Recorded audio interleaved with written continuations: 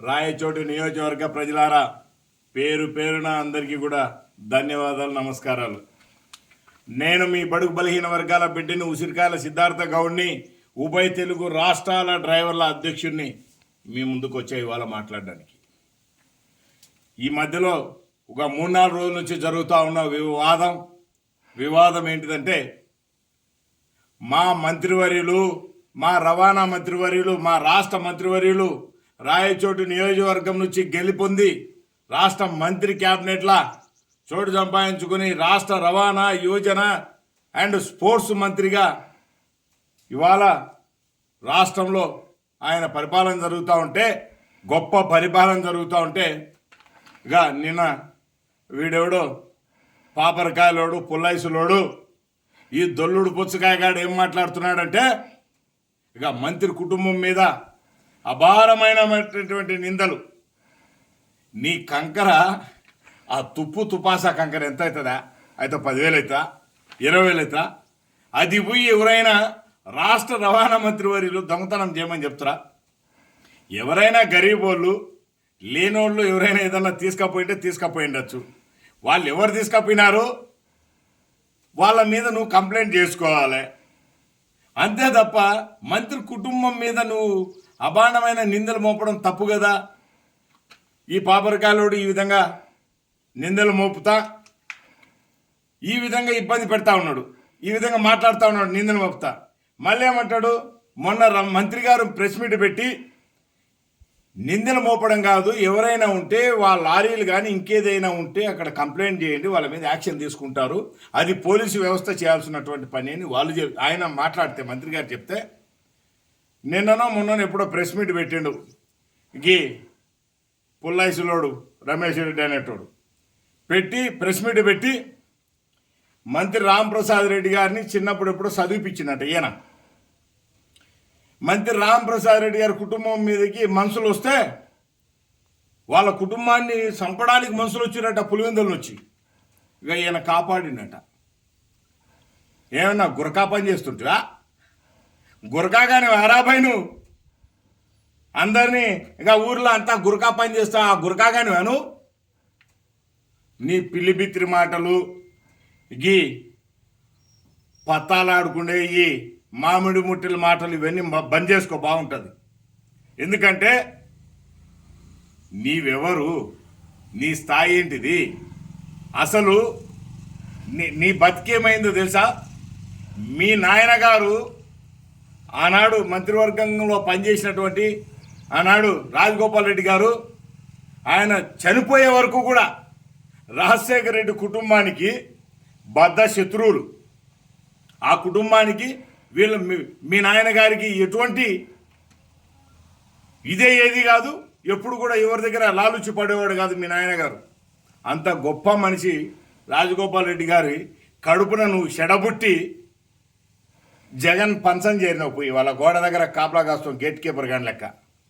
అందులో నీకేం పదవి పడేసిర్రో మాకేం తెలుసు మీ పార్టీలా. అందులో వార్డు మెంబర్ కానివా, కార్యకర్తవా, లేకపోతే ఇంకెవడో మాకేం తెలుస్తుంది మీ పార్టీలా. నువ్వున్న ఆ పార్టీలో మాకేం తెలుసు? నీ పదవుల గురించి మేము తెలుసుకోవాలా? అసలు మీ పెద్ద నాయకుడు పదవి గురించే దిక్కు దివాన్ లేకుండా ఆడ అసెంబ్లీలో నాకు ప్రతిపక్షం కావాలి, ప్రతిపక్షం లాగా కొట్టుమిట్టలాడుతుంటే, ఇక ఆ పదవి గురించి ఇంతవరకు మాకు తెలియదు. మీ నాయకుడు ఏం పదవిలో ఉన్నాడో కూడా మాకు తెలియదు. ఇక నీ పదవి గురించి, నీ తూతుంబరగాని పదవి గురించి మాకు తెలుసుకోవాలా? మేము అవసరమా? మాకున్న పదవులు మా పార్టీలో మా వాళ్ళకు తెలుస్తాయి. నీ పదవి నువ్వు పెద్ద దేశకి నేతవా? నీ పదవి తెలవ నీకే? ప్రెస్ మీట్ పెట్టి నా పదవి గురించి తెలవాలి కదా అంట. ఏడ జిల్లా కలెక్టర్వా, వార్డు మెంబర్వా, సర్పంచ్వా, విఆర్ఓనా, విఆర్ఏనా, హోంగార్డువా? ఎవరు నువ్వు? నీ పదవి ఏం పదవి అది?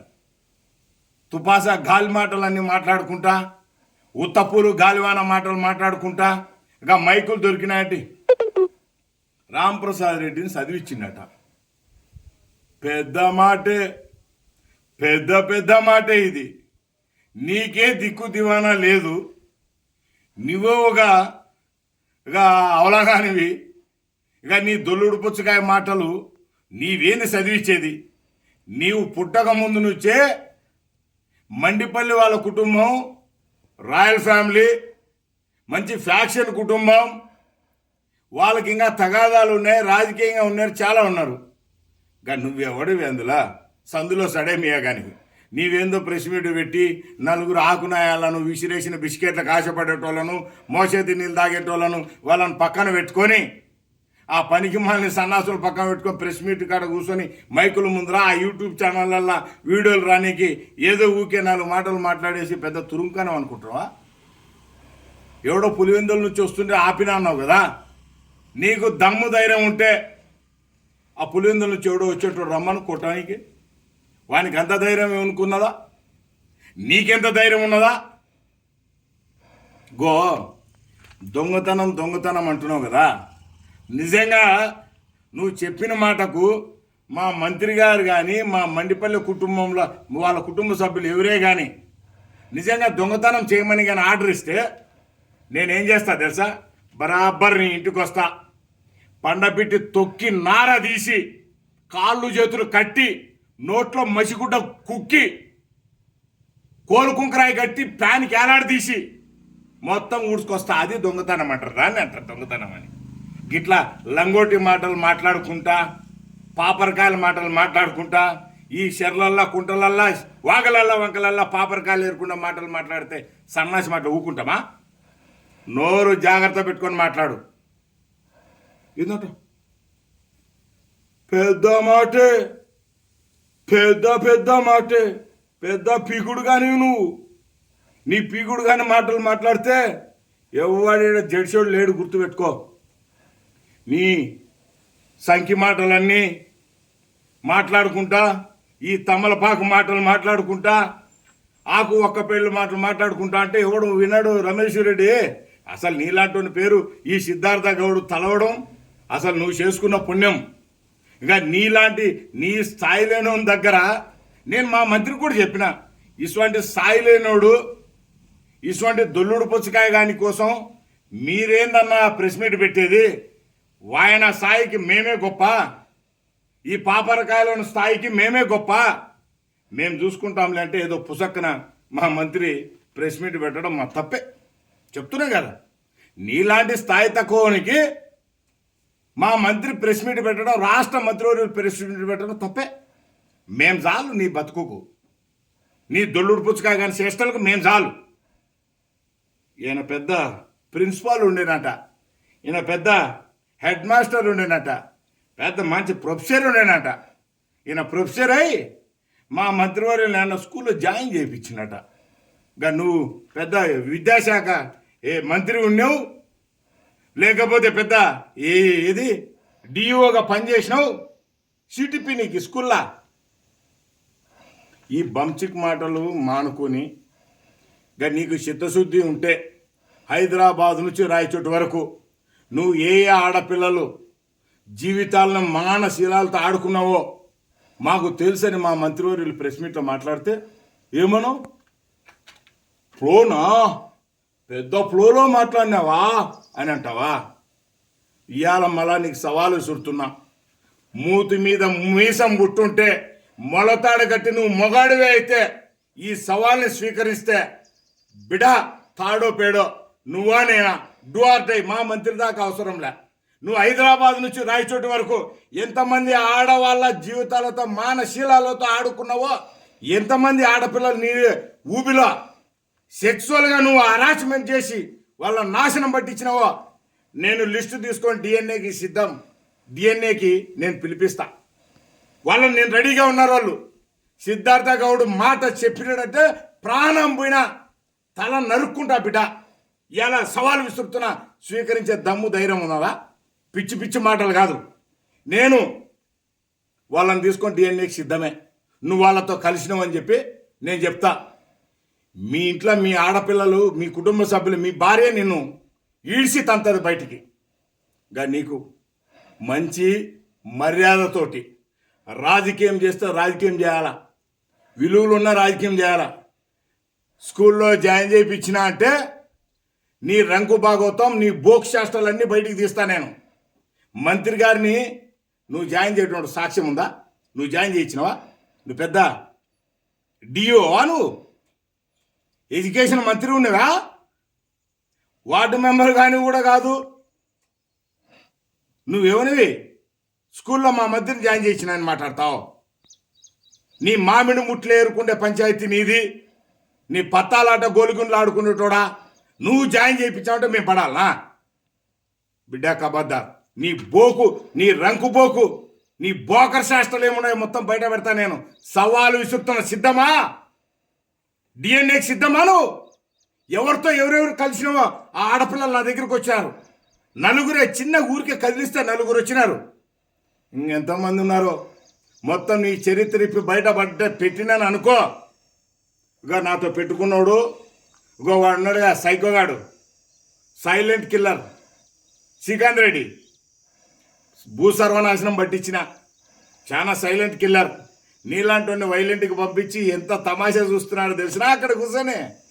అట్లాంటి కాళ్ళ కింద 4 సార్లు దూరి రాజకీయం నేర్చుకో. Silent killer. నువ్వు ఏడన్నా చావరా నాయన అని నిన్ను పంపించి అవతల పంపించినాడు. ఎందుకు అవతల పోయి కూర్చొని ఉన్నాడు?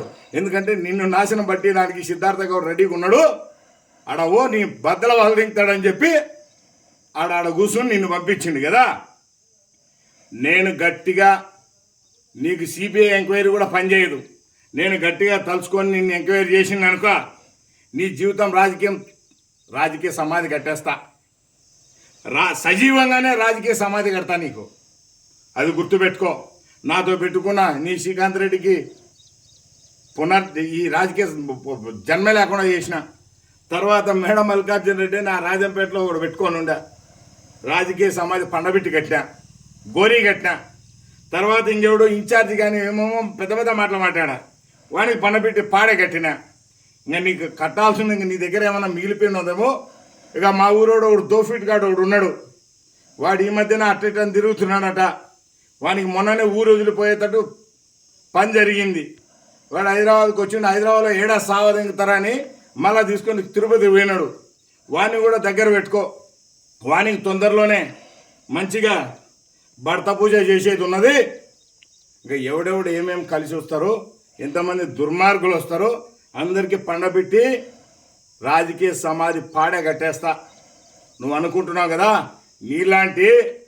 నీలాంటి లంగోటిగాళ్ళందరినీ మా మంత్రి ఎప్పుడు స్పందించాడు. ఇంకా మీలాంటి వాళ్ళకు మేము చాలు, చాలా ఎక్కువ, మేమే ఎక్కువ. అందుకని నీ పేరు లాంటి నా సిద్ధార్థ గౌడ్ నోట్లోకి వెళ్ళి నీలాంటి వాడి పేరు తెలిస్తేనే నువ్వు హీరో అవుతావు. అందుకనే నీకు ఈ దొల్లుడు పుచ్చకాయగా పాపరకాయలోడా పెద్ద మాట, ఇది పెద్ద మాట. ఇక నువ్వు ఏదైనా చేయాల్సింది ఏదైనా ఉంటే చేసుకో, తీసుకో. నువ్వు ఏదైనా చేయాల్సి ఉంటే నీకు ఇంకెవడో 2 ఫీట్ కాడో 1/2 ఫీట్ కాడో 3/4 ఫీట్ కాడో ఉంటే తీసుకో, పిక్కో. పద్ధతిగా రాజకీయాలు మాట్లాడు. ప్రెస్ ముందర, వీడియోల ముందర అడ్డగోలుగా మాట్లాడితే నాకేం పదవులు ఎక్కర్లే. గోవాడెవడు అంటాడు బీసీ కోటాలో నీకేందో మంచి పదవి ఇస్తాను. ఓరే అవలాగా ఏ పదవి లేకుండానే ప్రతిపక్షంలో ఉంటే కష్టపడి నిలబడ్డా. 1 రూపాయి కూడా తీసుకో. మా మంత్రిని కనుక్కో, మా మంత్రి గారు చెప్తారు. ఏ డబ్బులకు ఆశపడేటోడు కాదు, ఏ ప్రలోభాలకు, ఏ వర్కులకు, దేనికి ఆశపడా. ఒక పదవి తీసుకోలే, ఒక వర్కు తీసుకోలే. స్వచ్ఛంగా, స్వతహాగా, నికారస్సుగా ప్రాణానికి ప్రాణం అడ్డపెట్టి నేను ఆయన కోసం పనిచేసే వ్యక్తిని, వాళ్ళ కుటుంబ వీరాభిమాన్ని. ఇక నాకు పదవులు ఇస్తానో, అధికారం ఇస్తానో, ఇంకోటి ఇస్తానో, డబ్బు ఇస్తాను, ఇంకో దానికి మాట్లాడేటోడు సిద్ధార్థ గౌడ్ కాదు. ఈ సిద్ధార్థ గౌడ్ లాంటి అభిమాని నీ కుటుంబానికి నీకు దొరకాలంటే, నీలాంటి నువ్వు దొరకాలంటే నువ్వు సచ్చింగా మళ్ళీ ఇంకోసారి పుడితే అయినా దొరకడు. ఇలాంటి అభిమాని సంపాదించుకోలేవు. అందరినీ మోచేతి నీళ్ళు తాగేటోళ్ళు చుట్టుముట్టుంటారు. అన్నీ కింద పైన మూసుకొని గౌరవ మంత్రివర్యులకు క్షమాపణ చెప్పాలి, నా బాధ్యత. లేకపోతే గంటకు ఒక వీడియో కొడతా. స్కూల్లో జాయిన్ చేయించినామన్న విషయం మీద, కంకర దొంగతనం చేయించినామనే విషయం మీద, తర్వాత ఎవరో పులివెందుల నుంచి వచ్చే పైల్వాన్లు కొట్టనీకి వస్తే దాంకున్నా అన్న మాట్లాడినావు కదా, ఈ మాట మీద నువ్వు పెట్టిన ప్రెస్ మీట్ మీదనే గౌరవ మంత్రివర్యులు రాంప్రసాద్ రెడ్డి గారికి క్షమాపణ చెప్పకపోతే బహిరంగంగానే ఎట్లయితే ప్రెస్ మీట్ పెట్టామో అట్లా క్షమాపణ చెప్పకపోతే మా వాళ్ళు ఎవరైనా లీడర్లు మాట్లాడకపోవచ్చు, నేను దానికి బాధ్యుని కాను. వాళ్ళ విఘ్నత, వాళ్ళు మాట్లాడకపోవచ్చు ప్రెస్ మీట్లు పెట్టి. నేనైతే గంట కొడతా, గంట కొట్టి నీ జీవితాన్ని రోడ్డు మీద బర్బాద్ చేసేస్తా. క్షమాపణ చెప్పేవారు కూరుకోను. మా మంత్రివర్యులు ఆయన చెప్పితే నేను మాట్లాడేటోని కాదు, వద్దంటే కూడా ఆగేటోని కాదు. నా అభిమానం ఆ కుటుంబం మీద అభిమానం. ఆ కుటుంబం జోలికి నీలాంటి సంకర్ణాయాన్లు ఎవడొచ్చినా వదిలిపెట్టే ప్రసక్తి అయితే లేదు. తల ఎగిరిపడ్డా వదిలిపెట్ట. గుర్తుపెట్టుకో, నీకు రాజకీయ సమాధి పండుకోండి, నువ్వు బతుకుండగా రాజకీయ సజీవ సమాధి కట్టకపోతేనా ఈడు ఆకాశాన్ని అంటే తాటి చెట్టు ఎక్కే గౌడ బిడ్డే కాదు, బీసీ బిడ్డే కాదు, ఈ డ్రైవర్ కార్మికుడు కాదు. కబద్దార్, ఏం పీక్తో పీక్కో. పెద్ద మాట, పెద్ద మాట. ధన్యవాదాలు మిత్రులారా, మన వాళ్ళకి చెప్తున్నా.